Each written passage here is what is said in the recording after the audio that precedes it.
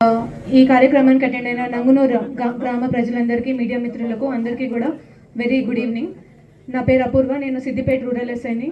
ఇందాక సార్ చెప్పినట్టు ఇప్పుడు ఈ నంగునూరు గ్రామానికి ఈరోజు మేము ఇక్కడ హాజరవడానికి ముఖ్య ఉద్దేశం సార్ ఆల్రెడీ చెప్పిండ్రు. దేని గురించి వచ్చినాం, అసలు ఏమైంది ఏంది అని. సో ఇంతమంది ఇంతమంది ఇక్కడికి వచ్చి ఒక మెసేజ్ ఇవ్వడానికి, అంటే మన యువత అంటే ఇప్పుడు ఆల్మోస్ట్ 12-13 ఇయర్స్ నుండే స్టార్ట్ అవుతున్నారు.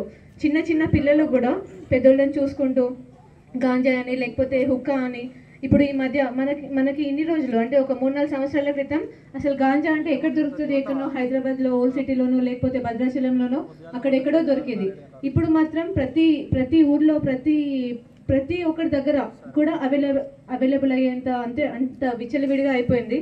సో ప్రతి ఒక్కరు కూడా ఎవరో తాగుతున్నారు కదా, వాళ్ళు తాగుతున్నారు నాకేంటి అని వదిలేకుండా, ఇప్పుడు మొన్న జరిగిన ఇన్సిడెంట్ చూసిండ్రు, వాళ్ళు ఎవరో ఎక్కడో చేసిన వాళ్ళు, కానీ చనిపోయింది మాత్రం ఇంకెవరో.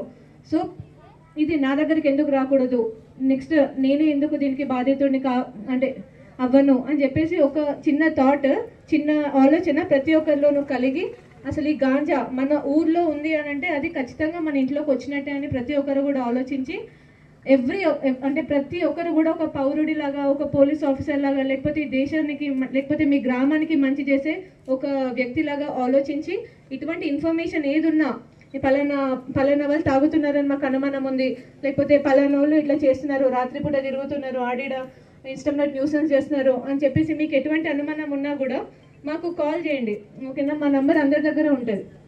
ఇప్పుడు లోకల్ ఎస్ఐ నెంబర్ అయినా లేకపోతే 100 నెంబర్ అయినా సిఎస్ఆర్ నెంబర్ అయినా ప్రతి ఒక్కరి దగ్గర ఉంటాయి.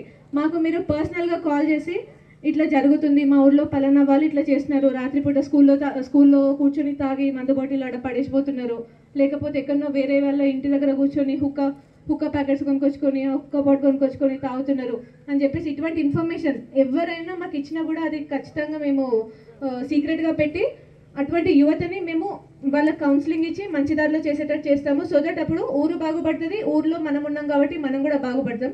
సో ప్రతి ఒక్కరు కూడా ఇటువంటి ఇన్ఫర్మేషన్ ఏది ఉన్నా కూడా నాకెందుకులే అని అనుకోకుండా, రేపు అదే మనకి అనర్థం కావచ్చు, నాకెందుకులే అనుకోకుండా ప్రతి ఒక్కరు కూడా ఖచ్చితంగా ఇటువంటి ఇన్ఫర్మేషన్ మాకు ఇవ్వాలని కోరుతున్నాము. Thank you.